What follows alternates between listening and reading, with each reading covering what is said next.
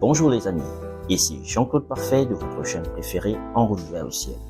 Notre rendez-vous mensuel où nous plongeons dans les profondeurs de la parole de Dieu, afin de lever une nouvelle génération d'enfants et de serviteurs de Dieu. Notre Dieu, ce Dieu grand et redoutable. Permettez-moi de citer son grand nom.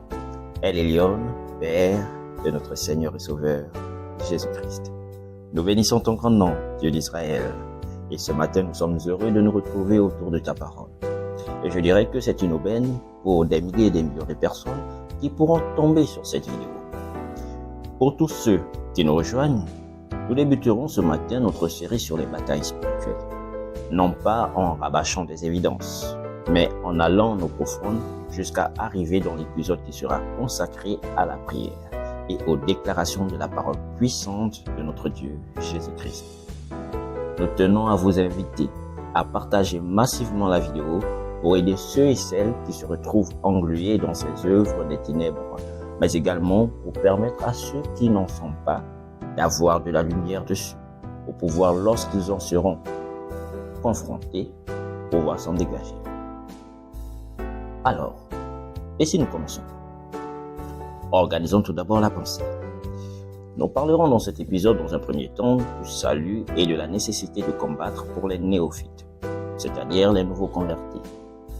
Nous explorerons dans un second temps les notions de lien, de blocage, de pression, d'oppression, de possession, de réclamation, de sacrifice et d'agression spirituelle. Je sais, il y a beaucoup de ions à l'intérieur. Cette partie sera très importante pour comprendre bien évidemment ce que nous vivons et nous permettre d'apprécier le niveau d'adversité qui se dresse contre nous. Quand je parle d'apprécier, je sous-entends les efforts à fournir pour en sortir.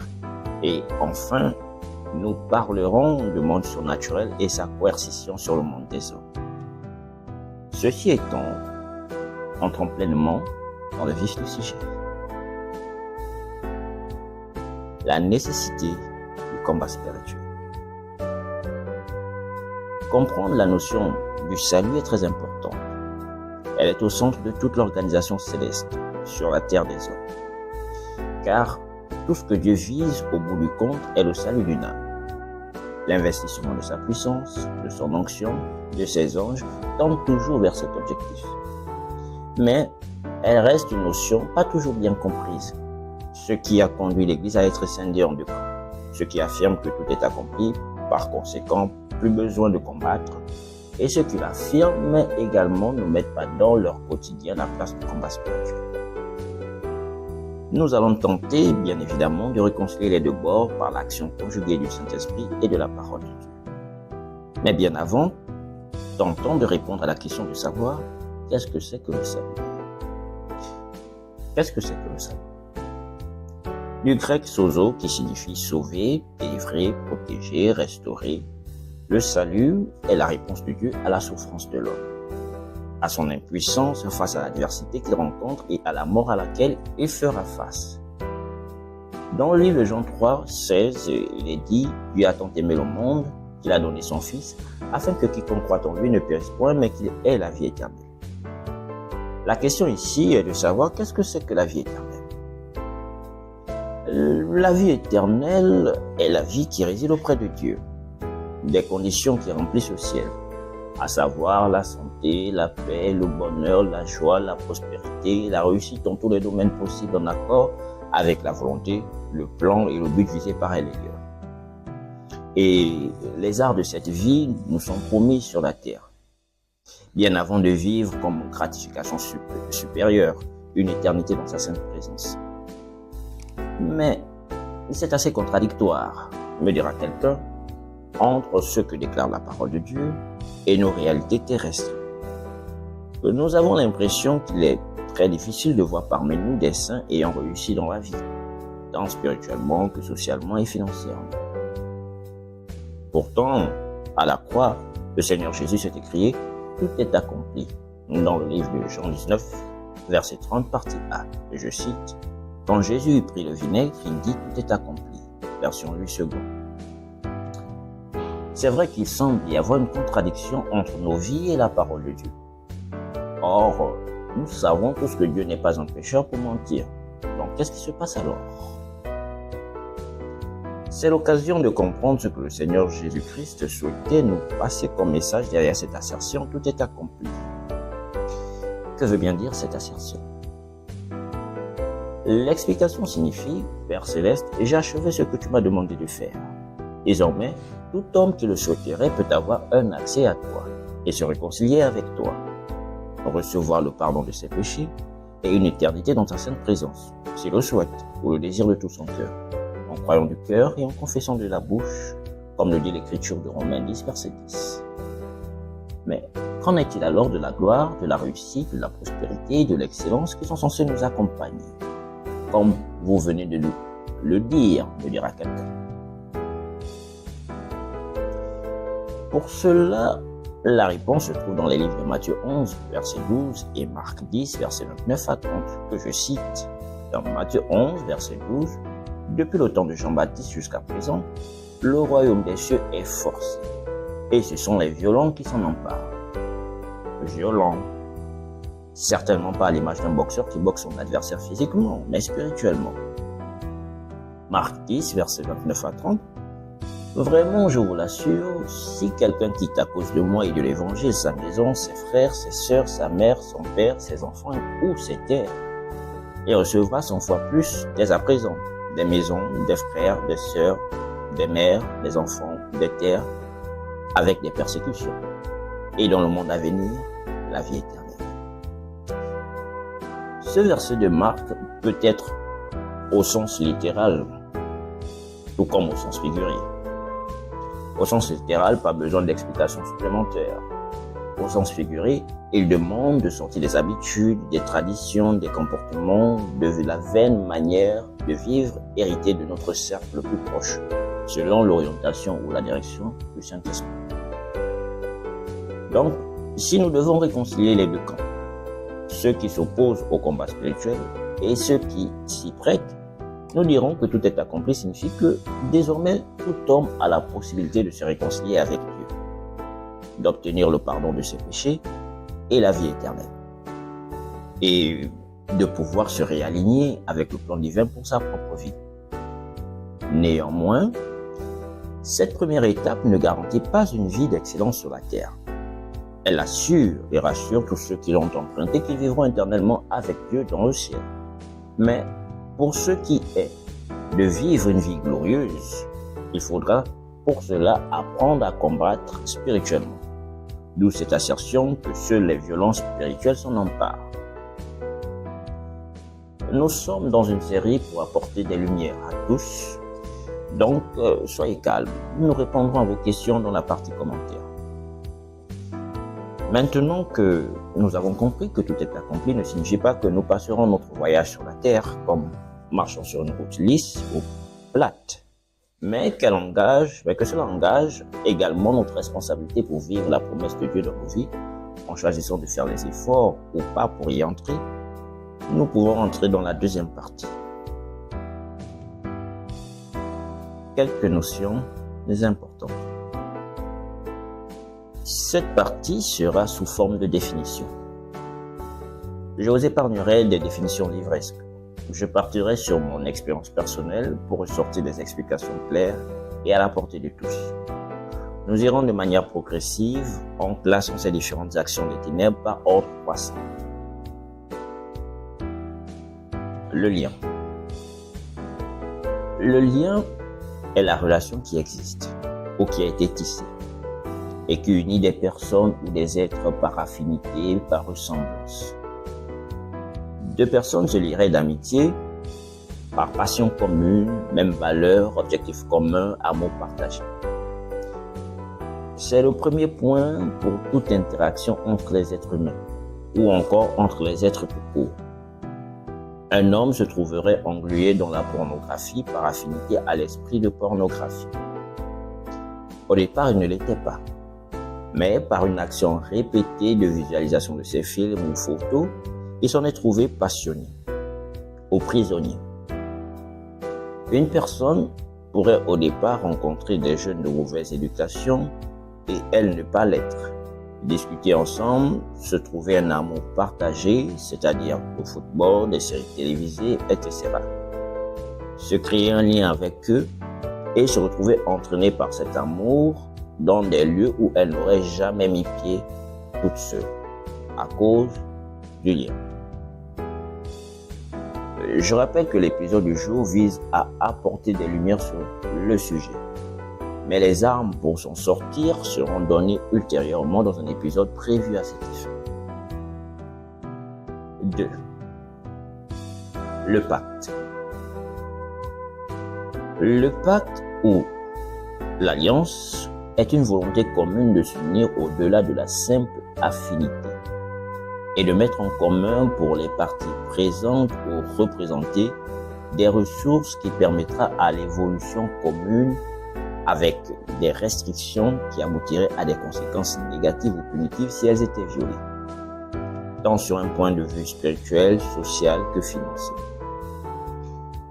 À la différence du lien qui n'engage que la personne seule et son amour pour l'objet de sa passion, le pacte engage toute la maison de ce dernier. Par la maison, on peut comprendre les grands-parents, le père, la mère, les enfants, les nièces, les neveux, les générations à venir, les servantes, les serviteurs, les animaux qui habitent la maison ou qui sont sous l'influence de cette personne. Tous rentrent en pacte avec le monde spirituel par l'intermédiaire de celui qui l'a contracté. C'est pourquoi tous ont subi ses conséquences lorsque ce dernier manque à ses engagements vis-à-vis de cet esprit. Évidemment, je parle ici de cet esprit car le lien, tout comme le pacte, peuvent être comprises comme des notions neutres, dans la mesure où on peut être en lien avec Dieu, on peut être en pacte, en alliance avec Dieu. Mais pour garder une progression et un point de vue structuré, nous regarderons le pacte d'une manière péjorative et nous garderons l'alliance d'une manière enjolivée pour permettre à chacun de suivre la progression. L'exemple qui suit n'y est pas quant à l'esprit, mais le principe reste respecté. Josué 6, verset 18. Et gardez-vous seulement de ce qui sera dévoué par interdit. Car si vous preniez de ce que vous aurez dévoué par interdit, vous mettriez le camp d'Israël en interdit et vous y jeteriez le trouble. Josué 7, verset 22 à 25. Josué envoya des gens qui coururent à la tente. Et voici, les objets étaient cachés dans la tente d'Akan, et l'argent était dessous. Ils les prirent du milieu de la tente, les apportèrent à Josué et à tous les enfants d'Israël, et les déposèrent devant l'Éternel. Josué et tout Israël avec lui prirent Akan, fils de Zérak, l'argent, le manteau, le lingot d'or, les fils et les filles d'Akan, ses bœufs, ses ânes, ses brebis, sa tente et tout ce qui lui appartenait. Et ils les firent monter dans la vallée d'Akan. Josué dit: pourquoi nous as-tu troublés? L'Éternel te troublera aujourd'hui. Et tout Israël le lapida, on les brûla au feu, on les lapida. Ce qui explique que plusieurs parmi vous, sans comprendre la raison du pourquoi, s'en trouvent toujours, semble-t-il, à payer un karma dont ils ne comprennent pas l'origine. Mais des solutions de sortie existent, car Dieu nous a donné le nom de son Saint-Fils Jésus-Christ pour nous en délivrer. Nous utiliserons son puissant nom dans la partie consacrée aux déclarations de sa parole puissante. Toutes ces notions que nous voyons sont très importantes. Elles doivent être écoutées calmement pour voir clair sur les différentes situations que nous rencontrons au quotidien. 3. Les blocages. Les blocages sont la conséquence du non-respect des clauses, des accords ou des restrictions données par le monde spirituel à la partie qui est rentrée en alliance ou en pacte avec elle. Généralement, ces blocages atteignent le plus souvent les héritiers ou les descendants de cette alliance ou de ce pacte qui, par leurs actions inconscientes, violent les termes du pacte. Ces blocages sont placés sur leur chemin pour les conduire à s'interroger et à se diriger sur la voie spirituelle. Car aucune situation logique n'explique cette situation à laquelle ils font face, c'est-à-dire ces blocages. Ayant eu recours à toutes les solutions logiques sans réussite, l'exploration du monde spirituel reste la seule et unique voie de sortie. D'où la complexité de la situation pour les décourager à penser ou à réfléchir à une voie intellectuelle, professionnelle, matérielle ou financière. Quel est le but des blocages spirituels? Suivant le penchant des cœurs des personnes soumises à ces blocages, elles se tourneront soit vers Dieu, pour ceux qui ont des cœurs simples, ou soit vers l'occultisme, pour ceux qui sont attachés à la jouissance du temps présent. Nous parlerons en 4 de la possession démoniaque. La possession démoniaque. La possession démoniaque est la perte de la conscience des actes et des faits, où un être étranger utilise notre corps pour accomplir ses objectifs selon sa nature ou son essence. Un consommateur de stupéfiants ou d'alcool, lorsqu'il aurait consommé une quantité excessive, pourrait être amené à commettre un acte qu'il regretterait amèrement. Généralement, lorsque l'acte aurait été commis et que l'on interrogerait l'un des cas pour connaître le motif de son action, il répondrait « Je ne sais même pas comment cela m'est arrivé.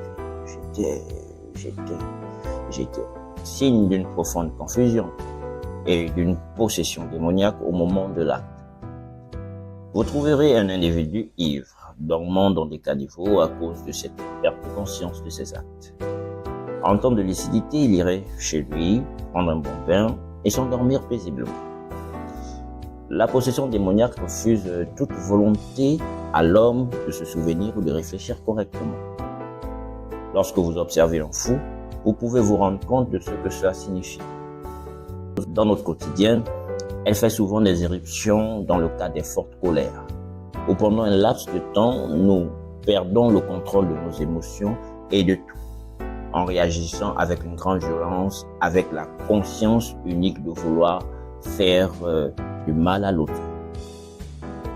D'où cette parole du Seigneur disant dans Matthieu 5, verset 22, « Mais moi, je vous dis que quiconque se met en colère contre son frère mérite d'être puni par les juges. » Et Jacques 1, verset 20, qui nous dit, « La colère de l'homme n'accomplit pas la justice. » Mais laisse libre cours aux meurtres, aux assassinats, aux VIOLS, aux violences de toutes sortes, physiques, psychologiques, etc. De cette invitation à ne pas laisser la colère nous submerger de peur d'être sous possession démoniaque. Voyez-les à la fin. Pour remarquer qu'ils sont comme du pain trempé dans le lait, sans consistance, ni force, ni le zèle, qui était le moteur de leur méchanceté vis-à-vis de leurs parents, amis, connaissances ou inconnus. Je parle évidemment des Américains. Nous parlerons en 5 de la pression spirituelle. La pression spirituelle témoigne de l'action d'une personne ou d'un agent de ténèbres derrière vous. C'est-à-dire qui a contracté une alliance ou un pacte avec le royaume des ténèbres pour vous atteindre.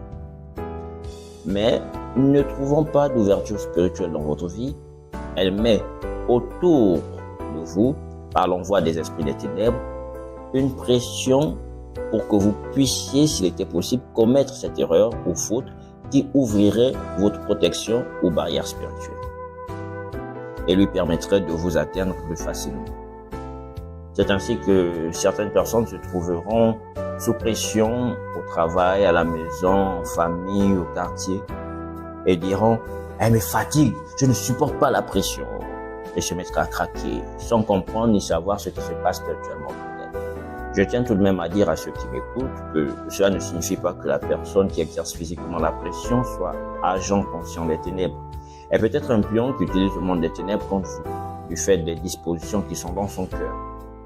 Le pion pouvant être le collègue, le bureau, le parent, l'ami, la connaissance, l'enfant, le voisin ou un inconnu. 6. L'oppression satanique. L'oppression satanique est la preuve d'un pacte qui vous lie avec une entité des ténèbres, par la ruse d'une personne qui vous est proche. Il ne s'agit dans ce cas pas du pacte contracté par une tierce qui vous inclut à l'intérieur, mais d'un pacte que vous avez contracté avec le monde des ténèbres par la ruse d'une personne autour de vous. Et le fait pour vous d'être en pacte et que les délais pour vous d'honorer ce pacte soient passés, vous subissez une oppression, c'est-à-dire des visitations de ces esprits durant vos nuits ou en plein jour. Les nuits sont écourtées, la fatigue vous remplit, les cernes entourent vos yeux, dormir est une punition pour vous, être éveillé l'est tout autant. Vous ressentez de fortes présences d'esprits de ténèbres autour de vous tous les jours, quel que soit le lieu où vous vous trouveriez. Vous êtes seul à voir ces esprits qui vous torturent. Souvent, la personne confrontée se mettrait à dire avec grande crainte, « Oh, ils sont là ». Et les autres, n'ayant pas cette vue spirituelle, diront « Qu'est-ce qu'il y a? On ne voit rien, elle déraille ou quoi ?» Si vous avez une image ou un souvenir d'une personne dans cet état, elle vit une oppression satanique. Et vous comprenez mieux l'intérêt pour nous d'étudier par des explications simples ces différentes situations que bon nombre d'entre nous vivons, afin d'en comprendre dans un premier temps l'origine probable et dans un second temps la qualité d'âme spirituelle à laquelle nous devrions faire appel en nous recommandant du nom de Jésus. Et aussi à ne pas condamner toujours les autres par rapport aux situations par lesquelles ils passent, bien évidemment. 7. La réclamation satanique. La réclamation satanique est la volonté de l'esprit des ténèbres à exiger à la partie contractuelle ce qu'elle doit. À la différence de l'oppression qui sous-entendait une absence de connaissance de l'existence de ce pacte, au cours de la réclamation, la connaissance du pacte est bien partagée par les deux parties, c'est-à-dire l'esprit des ténèbres et la personne l'ayant contracté ou hérité. L'action reste identique à l'oppression, la différence ne réside uniquement que sur la conscience de l'existence de ce pacte. 8. Le sacrifice. Le sacrifice, dans sa compréhension la plus simple, signifie donner à contre-cœur à quelqu'un quelque chose d'une valeur inestimable à nos yeux, pour un intérêt transcendant qui dépasse ma seule personne. À la différence du pacte qui vise l'amélioration des conditions de vie, tant sociales que financières, etc., ou de santé des uns et des autres, le sacrifice vise un objectif supérieur à la simple jouissance de notre simple personne. Il vise la stabilité de toute une organisation, tant familiale, spirituelle, entrepreneuriale, étatique ou encore à la stabilité d'une nation ou d'une civilisation. Dans le sacrifice, il est question de donner les meilleures ressources, de se séparer de la chose ou de la personne qui retient la plus grande partie de son cœur pour un but plus grand que cette relation qui me lie à cette chose ou personne. Dans le monde spirituel, le sacrifice vise à élever la personne au-delà de la matière, du plaisir sensuel, de la jouissance du moment présent, et de la faire entrer dans une dimension ou position d'autorité ou d'influence tant spirituelle que sociale, voire financière, qui n'est accessible qu'à une minorité. Le sacrifice vient à la demande de l'esprit qui choisit la chose ou l'être de valeur qui retient notre cœur ou toute notre attention. Cette notion de sacrifice peut aussi bien se faire dans la foi en notre Seigneur et Sauveur Jésus-Christ que dans le monde des ténèbres.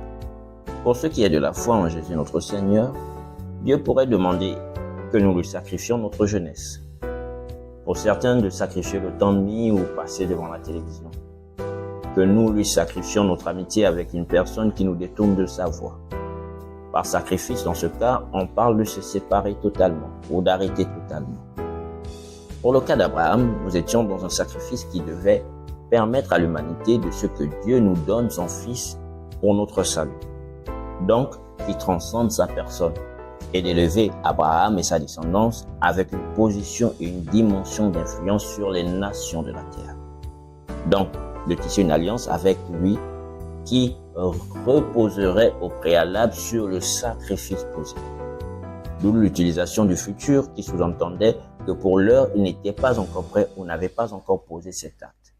Nous pouvons voir le désir de Dieu d'établir une alliance avec Abraham dans Genèse 17, versets 3 à 9.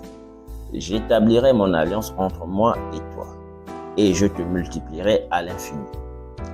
Abraham tomba sur sa face, et Dieu lui parla en disant, voici mon alliance que je fais avec toi.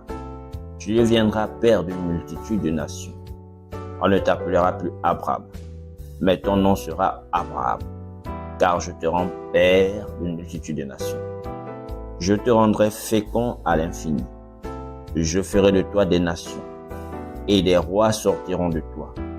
J'établirai mon alliance entre moi et toi, et tes descendants après toi. Selon leur génération, ce sera une alliance perpétuelle, en vertu de laquelle je serai ton Dieu et celui de ta postérité après toi. Je te donnerai et à tes descendants après toi le pays que tu habites comme étranger, tout le pays de Canaan en possession perpétuelle, et je serai leur Dieu. Dieu dit à Abraham, toi, tu garderas mon alliance, toi et tes descendants après toi, selon leur génération. C'est ici mon alliance que vous garderez entre moi et vous et ta postérité après toi. Tout mâle parmi vous sera circoncis. Nous pouvons voir dans Genèse 22, du verset 1 à 2, le scellement de l'alliance par le sacrifice d'Abraham.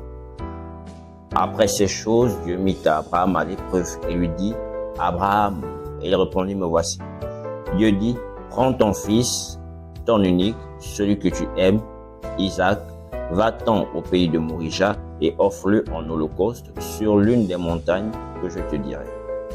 Dans Genèse 22, versets 9 à 12 et 25 à 18, il est dit ceci. Lorsqu'ils furent arrivés au lieu que Dieu lui avait dit, Abraham y éleva un autel et rangea le bois. Il lia son fils Isaac et le mit sur l'autel par-dessus le bois. Puis Abraham étendit la main et prit le couteau pour égorger son fils. Alors l'ange de l'Éternel appela des cieux et dit, Abraham, Abraham.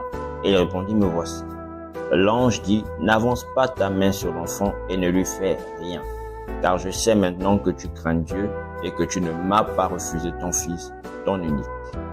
L'ange de l'Éternel appela une seconde fois Abraham des cieux et dit, je le jure par moi-même, parole de l'Éternel, parce que tu as fait cela et que tu ne m'as pas refusé ton fils, ton unique, je te bénirai et je te multiplierai. Et je te multiplierai ta postérité comme les étoiles du ciel et comme le sable qui est sur le bord de la mer. Et ta postérité possédera la porte de ses ennemis. Toutes les nations de la terre seront bénies en ta postérité parce que tu as obéi à ma voix. A contrario, dans le cas des ténèbres, le sacrifice vise à tuer l'humanité en nous, c'est-à-dire la compassion, la miséricorde, l'amour du prochain, pour se laisser posséder entièrement par l'esprit qui le demande. Ce genre de situation arrive lorsque le sacrifice demandé ou exigé est celui d'un homme. Dans ce même cas de sacrifice humain, précisément le cas où la personne sacrifiée serait gardée en vie, pour le sacrifier, l'existence serait vécue comme une punition. Rien n'est facile pour lui. Il avance à la vitesse d'un escargot ou d'une tortue. Ce que d'autres réalisent en une semaine, il le réalise en 15 ans. Il n'y a rien dans sa vie qui fasse rire ou lui procure du plaisir. Il erre ça et là, ne trouvant jamais ce qui est bon et bien. Et s'il en trouvait, les problèmes se multiplieraient puissance 1000. Pour le briser intérieurement et l'achever en le réduisant à la mendicité ou à errer dans la ville sans domicile fixe. L'objectif, ne jamais lui permettre d'avoir une stabilité tant spirituelle que financière, sociale ou émotionnelle, car cela détruirait tout l'édifice spirituel sur quoi repose son sacrifice. Ces sacrifiés représentent les personnes aux avenirs les plus radieux et que la communauté a décidé d'offrir en monnaie d'échange pour la prospérité de l'ensemble. C'est pourquoi ce ne sont pas toujours les plus brillants qui réussissent sur la terre, encore moins sans Dieu. Leur potentiel apparaît souvent comme un gâchis en comparaison à la vie qu'ils mènent. Nous parlerons en neuf de l'agression spirituelle. L'agression spirituelle est la finalité, c'est-à-dire pour non-respect des clauses de l'alliance ou du pacte, aux tentatives de s'échapper aux exigences de ce pacte, le royaume des ténèbres décide alors de vous faire mourir par tous les moyens possibles. Accidents de voiture, agressions spirituelles de toutes sortes, combats nocturnes ou encore agressions physiques au couteau, aux armes blanches ou pas. C'est à ce niveau que l'on parle d'esprit de mort qui gravite autour d'une personne, où la personne ressent la mort, ressent le danger à tout moment. Je vous demande de réécouter tout cela et calmement pour véritablement comprendre ce qui ne va pas dans vos vies. Car en comprendre le sens vous aidera au-delà de cet enseignement à pouvoir récupérer spirituellement, socialement et financièrement le sens, la direction, le but de votre vie sur Terre. Nous avons promis de parler du monde surnaturel et sa coercition sur le monde des hommes pour conclure cet enseignement. Mais je voudrais vraiment m'y consacrer dans un podcast entièrement dédié. C'est pourquoi nous allons nous en tenir à ce partage tout en vous promettant d'aller plus en profondeur sur le monde surnaturel et sa coercition sur celui des hommes. Avant de rentrer dans le combat par la proclamation, la déclaration, les jugements en se servant du nom de notre Seigneur et Sauveur Jésus-Christ. D'ores et déjà, vous avez une portion de lumière sur le sujet, ce qui est le commencement des stratégies de combat spirituel. Nous aurions une demande à vous faire. Aidez-nous à atteindre ceux et celles qui ont faim et soif du royaume des cieux et qui désirent sortir de ces ténèbres qui les environnent en partageant la vidéo. Et si vous souhaitez appartenir à notre grande famille d'adorateurs qui adorent El Elyon et Jésus-Christ en esprit et en vérité, un pouce, un clic, pouce dirigé vers le haut pour montrer à l'algorithme de YouTube que ces enseignements vous font du bien et que vous recommandez à cet algorithme de les proposer à d'autres. Et pour ne pas également manquer nos prochaines publications, n'oubliez pas de cliquer sur la cloche de notification. Nous vous souhaitons le meilleur dans votre foi. Restez bénis dans la présence de notre Dieu, Père, de notre Seigneur et Sauveur, Jésus-Christ, et tous en route vers le ciel.